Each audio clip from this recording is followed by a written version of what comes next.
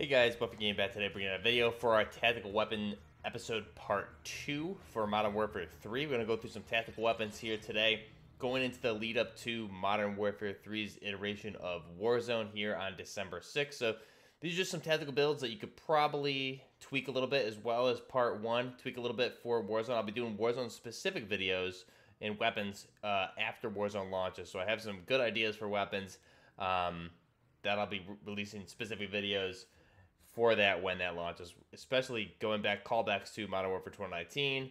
A lot of the videos I did for Warzone then, solo wins, things like that. So I'm pretty excited for that. So stay tuned on December 6th. I'll be doing a live stream for that. Let's go ahead and jump into the tactical weapons. If you're enjoying the content, be sure to like the video, subscribe to the channel. Helps out smaller channels like myself. First one we're going to run here is the MG36. So light machine gun category, the Holger 26 is the MG36. Attachments for this, we're going to run the HGL92 barrel ops. Going to give us an integrated bipod with this, or the bipod at least down. Aiming idle stability, recoil control, and gun kick control. So you can see you're getting 8.5% for gun kick, 12.7 for both recoils. Mobility is going to suffer a little bit, but again, the way you want to use this is pretty good. We're going to run a laser light combo on there. Going to run a Spectre L-Can on there, or the Cronin 0P optic for the 5x magnification.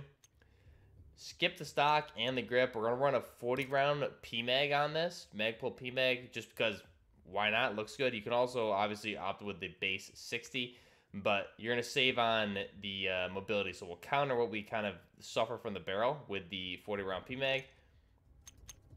And then the cool thing is, with this integrated bipod barrel on the Holger 26, specific grips you can run with the bipod. So you can have bipods with grips only for some, and what I've noticed, it's mainly just the Modern Warfare 3 grips, although you do have some bipod grips are also available. But these ones you can see there, otherwise it just kind of defaults to a different barrel. So we're going to run with, in this case, the Holger vertical grip, going to give you a gun kick control and firing aim stability. So we'll go ahead and select that. That's our MG36 with the bipod and a grip combo. Looks pretty good. Again, you could skip out on the PMAG and just run the base 60 drum and run another option on there, maybe a suppressor or a muzzle device if you wanted to. But this is pretty cool. So you have the ability to mount as well as get the recoil control from the grip itself, which you're getting, some decent stats there for that one specifically, as well as some of these other ones that are compatible with the bipod grip. So check that out. Next up, we have the LWRC9. So this is a 9mm version of the LWRC9, the American iteration of the UMP. However, the Striker 45 is actually a UMP 45. But here, Striker 9 is a LWRC9. So we're going to run a SingGuard MKV suppressor. Going to give us undetectable radar, bullet velocity, firing aim stability, and recoil control.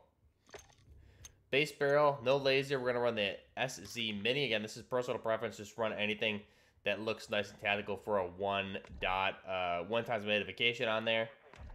Go ahead and back out. Now, for some reason, when you're in privates where I build these, you get like a timeout no matter what, even if you're active. So unfortunate, but it is something that happens. So just go back in. Going to run a buttstock here. We're going to run the Lockman BR400 heavy brace. So this is going to give us that skeletonized telescopic buttstock movement speed and sprint to fire speed. We're going to lose out on a little bit of recoil, that being increased 15.2% for gun kick at least. Then we're going to run a 40 round mag over the base of 30, I believe it is. So 40 round mag of the 9x19 Parabellum. And then we're going to run the Chweik angled foregrip. Definitely have no idea how to pronounce that, but aim stability, aim walking speed, movement speed, and horizontal recoil. So you can see there the pros and cons with the detailed stats. Again, this is, personal preference, but I think it looks pretty cool with that grip. So this is our LWRC9, a 9x19 Parabellum. Let's go ahead and back out, and we will jump into the gun range, or the firing range, with both these weapons. So here's our MG36. Looking really nice with that PMAG, 5.56 by 45. And you get the bipod grip combo.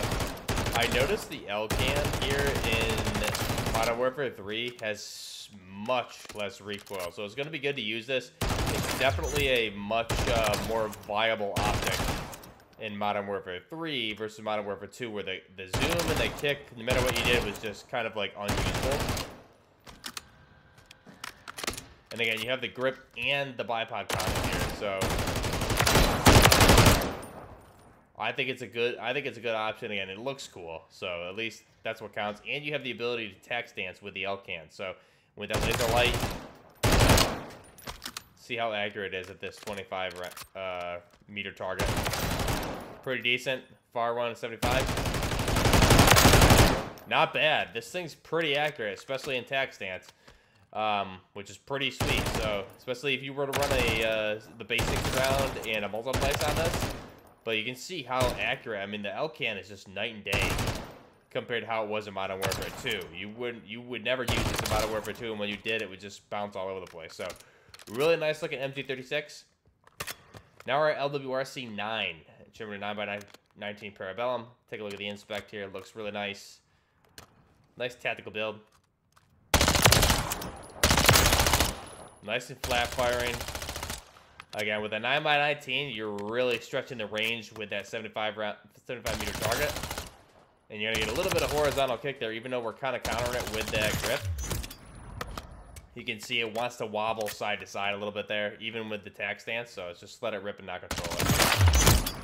More vertical, but you're going to get a little bit of left-right combo there. So when you're pulling down, you're going to feel it more. So pretty much run a lot of horizontal stuff and you'll be good to go. Nice looking weapon there with the LWRC9. Let's go to back out. Our next options, we have going to a Modern Warfare 2 build. We have the RM27S Textron's, or not Textron. It was why am I not able to remember off the top of my head? But it was the second place in the NGSW program by Texas Weapons Systems, and they collaborated with one or two other companies for whatever reason I can't remember. But Texas Weapons Systems is one of them. Regardless, RM277. We're going to run the Cronin SPDR suppressor. This is the one that actually comes with this weapon in-game and real life. So this is a Modern Warfare 2 weapon. You're going to get undetectable by radar, firing, aim stability, and recoil control. However, a con is damage at range. So you're losing 12% for damage range, but you're getting 12% across the board for recoil. You're also losing a little bit of ADS. But I think this weapon specifically really needs the recoil. Even in Modern Warfare 2, it still kicks a lot. You can get some good recoil with this one too and benefit the range. But we're going to run to kind of match up what it is in real life and make it look tactical. We're going to run with the actual RM277 suppressor there. For the barrel option, the HR68 barrel is going to give us the longest and best recoil slot barrel here. So 10.8 across the board. You're also going to gain range with this one. So bullet velocity, everything going up. Then we're going to run this new optic from Modern Warfare 3. This is the TX4 Havoc. Going to give us 4 times magnification. You can see that you're losing out a little bit on ADS. However, it is pretty cool. Almost like an NGSW type looking optic, which is cool. Now for the comb, we're going to run the SAB comb. This is going to give us sprint to fire speed, aim down sight speed. And then we're going to run a Bruin heavy grip. That's going to give us horizontal and gun kick control on that. So that's our RM277. Really nice looking build.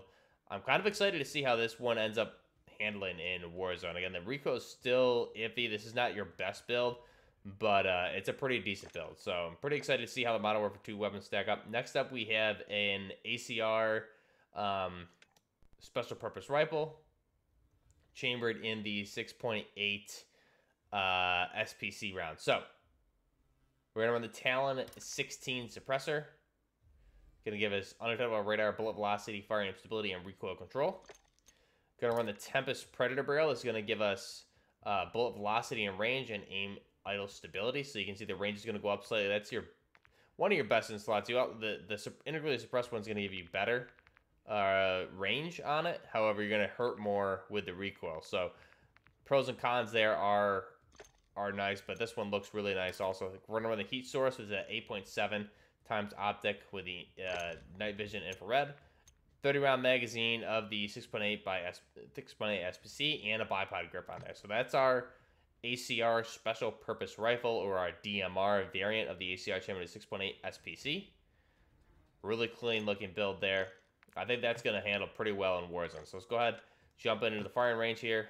Look at the RM27S. This has always been one of my favorite weapons. I'm really happy they added this to Modern Warfare 2, and I think it's a really good thing that we have the Modern Warfare 2 weapons carrying into Modern Warfare 3. So you can see this optic is super clean.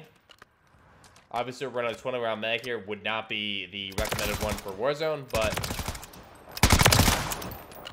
you can easily get 1, potentially 2 kills, depending on the ranges, fully plated enemies in Warzone. So something to keep in mind. Definitely still a viable weapon, depending on how good you are of a player. Something I feel I could get away with, but once you get to the end game, it's going to be very tough to do this. In the beginning, definitely get away with it. End game, probably not so much. But again, it doesn't kick as bad as some of the other builds I was playing with. So pretty good build, the RM27S. Next up, we have the ACR SPR, or designated marksman rifle. Again, with a 30-round mag, like, you can tap fire this thing, and it's pretty on target, honestly. And you have the bipod grip, so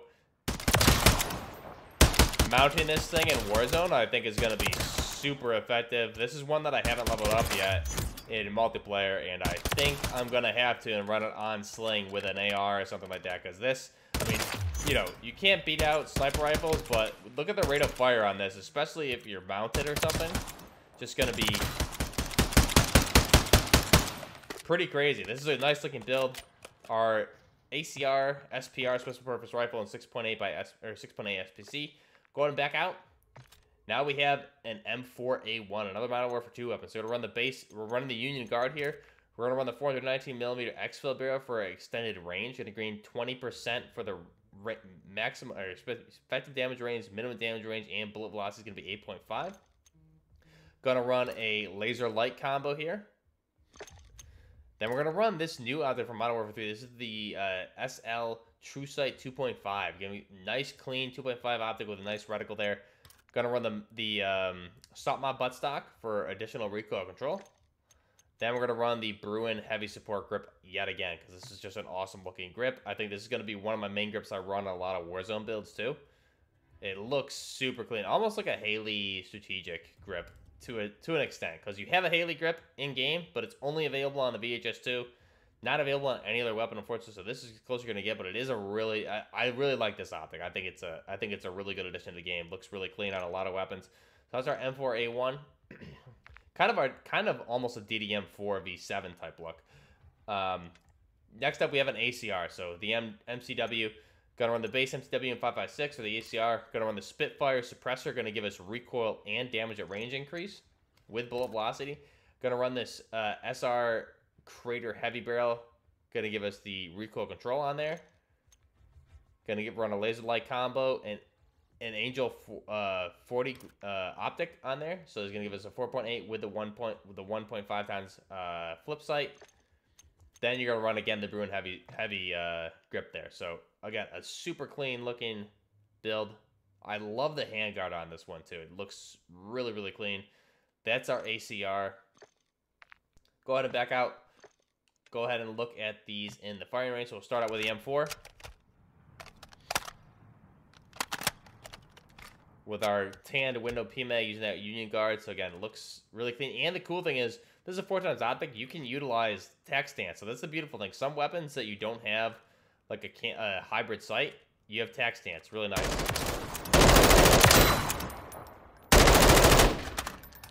This is a pretty good optic. I think this is gonna work really well on a lot of weapons. So you can see, you know, close quarters. Even if you're using that 4x we showed off, like being able to use the tac stance there is going to be really nice. And at certain range, it's going to be really accurate. Like the MG36 was a super accurate range. That's our M4A1, or our DDM4 V7 build, mix build. Here's our ACR. Shipping 5.56 by 45, our Remington ACR. I guess this one would be because it is full auto. Again, just a nice build. It sounds really nice suppressed like that also.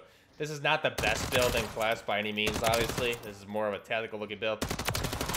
but especially with the 1.5 times optic there, it shoots pretty flat. This is going to be a nice weapon. Swap out the laser for maybe a 40-round mag, and you're in business with this thing. It's going to be really clean. So that's our ACR. Remington ACR in 5.56x45. Love that handguard and the grip combo. Looks really clean with that suppressor. Go ahead and back out. Last but not least, we have the TAC Evolver or the Scar, or Eradicator, excuse me, or the Scar Hammer. So we're going to run a bore 490 because this thing has pretty heavy horizontal and a decent amount of vertical after that first initial 7 to 8 round hyperburst. So this will give us I think the most balanced. There's a couple of good ones here, but the bore 490 for the 7.62 weapons, 7.62 NATO, I've found to be kind of that and the lever and the lock shot. I mean, and this one here. All 4 of these are pretty decent, but I've always preferred the bore 490. Give us best horizontal balanced recoil control, I guess, across the board. Base barrel, going to run the Cronin Laz 44. Going to give us that green optic, or the laser. Going to run, again, that TX4 Havoc. Going to run the core stock here for additional recoil control. 23 gun kick and 5% across the board, horizontal and vertical. Horizontal and vertical. Base everything else on the Bruin Warrior grip. So this is our Scar Hammer. Clean looking build there. 7.62x51mm. Did a couple conversions on this also, so check out the channel. We have at least 2 up at this point releasing this video. Nice looking build. Go ahead and back out, and we'll look at our next weapon being the Styr HS50. So this is such a big weapon, you can't even see the whole thing. Here we go. This is a nice look at the final design. So we're going to run here. We're going to run this H26 ported compensator for horizontal main recoil, but you're getting across the board recoil with a 16-27-7. The long barrel here for damage range and bullet velocity. You can see you have better recoil control barrels here, but we want damage range. This is obviously be the Warzone type barrel. 34% damage range minimum and 17.8 bullet velocity is pretty good. Gonna run the 1 milliwatt PEC there for aiming stability. And then this optic is an interesting one. We're gonna run the Cronin SC HS800 for the 12.5 times magnification and the thermal identification. Very large sniper glint. This one didn't work too well in Warzone 2 DMZ. It was still hard to pick up people. I'm curious to see any changes they made with this one in the new iteration of Warzone. And then we're going to run a high velocity round. So this is our Styr HS50. This is, I think, swap out the sight here and there, maybe a suppressor if you need it, and you have a pretty good sniper rifle. So again, chamber to 50 BMG. Go ahead and look at the TAC Eradicator or the Scar Hammer. Nice looking build. I love the way it looks with this 4 times optic on here. Clean, chamber to 7.62x51. That initial 8 rounds, again, check out the weapon conversions. Did a couple of these ones. That initial 8 rounds, you have a little bit of a cooldown that starts kicking, but with that bore 490, I think you're going to get... This is actually a very controllable build regardless of that kick that you get after that hyperburst. So, pretty clean. And you have TAC stance with this. Not that you can really utilize it. You know, it's... can't see what the heck you're shooting at. However, it does seem to be pretty decently accurate for the most part. But you just can't see what you're shooting at. So, not usable, unfortunately. You can do it with other optics, definitely. Not this one. Pretty good. That's our Scar Hammer, or FN Hammer. And here's our Styr HS50, 50 BMG. This is going to be a one-shot machine in Warzone here coming up on the 6th. Clean looking build. Now, again, this thermal, I'm curious to see how it is in the new Warzone, because it was pretty tough to use in Warzone 2.0 and DMZ. Let's go ahead and jump back into that one really quick so you guys can see. I want to mount that bipod, and we'll jump in with that really quick. Unfortunately, even though you're playing around in privates, it still kicks you out just because you're not playing, which is definitely annoying. So we gotta jump back in there really quick. Check out the bipod. Mount that thing again. At base, it comes with bipod, so you don't need to use a bipod attachment, even though you have the option. I don't know why it's even available to have a bipod built in on this. So Styr HS50, 5 rounds of 50 BMG. Reminds me a lot of the the Cold War 20mm sniper. Looks very similar as well. 5-round magazine. That one had a 3-round at base, I think, if I'm not crazy. Nice looking build. So that's our Styr HS50. Back out. Let me know what you guys think down below. We covered the Styr HS50, the Scar Hammer. We discovered the M4 ACR, the ACR SPR or DMR variant, as well as the RM27S. And we covered the MG36 and the LWRC9. Let me know your thoughts down below. If you guys enjoyed the content, be sure to like the video, subscribe to the channel. Again, Warzone builds and videos coming up here on the 6th. Do a live stream on the 6th as well. So if you're not subscribed or have notifications, go ahead and check that out. Join button is down below. If you guys are interested, we have Discord, links, all that stuff down below in the description. Let me know your thoughts down below. What weapons you're running for Warzone. What are your tactical builds? And we'll feature them here on the channel. Next time, this is Buffner Gaming with Tactical Weapons Part 2 for Modern Warfare 3. Buffner Gaming, out.